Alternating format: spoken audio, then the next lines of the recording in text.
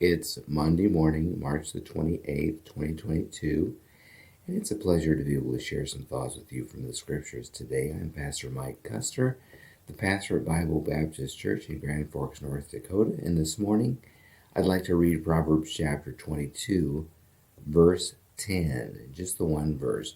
Proverbs chapter 22, verse 10 says this: "Cast out the scorner, and contention shall go out, yea, strife and reproach shall cease." The Bible says much about a scorner, someone who just does not and will not accept truth, someone who is scornful, someone who is critical of truth and realities that God communicates. And the Bible says that this person should be excluded, should be cast out. They should not be allowed to stay in the company of someone who's trying to do the right thing, especially if you don't want all kinds of contention. The Bible says contention shall go out, and strife and reproach shall cease if the scorner is cast out.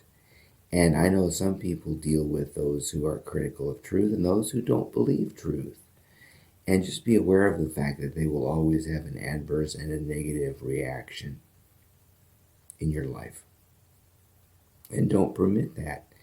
It's hard enough to keep our eyes on the Lord without somebody whispering in our ear that this is false and trying to spread their scorn and their criticism and their unbelief.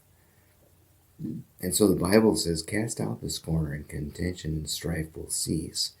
And so we won't have to try to deal with all of that, along with our natural doubting flesh that enters into the equation so many times. Faith is not an easy thing. It's not easy to believe in something that you can't see. And the devil is constantly trying to undermine our faith. And when he uses people like this, we should be wise enough to realize, this is not a help or a benefit to me. And I need to keep my eyes on the Lord. And so I need to not associate with this scornful person. And it's better to create some separation there rather than allow that individual to continue to influence you in what is already a challenging situation. If faith is challenged, well, then that makes it all the more difficult, and faith typically is challenged. And so we have a hard time living for the Lord and keeping our focus on Him as it is without someone who's adding unbelief and pouring criticism and scorn into the mix. Be careful. Don't be afraid to take a stand for righteousness.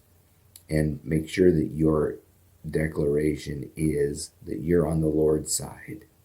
Trust Him and look to Him and keep on believing Him no matter what other people say. God bless you today.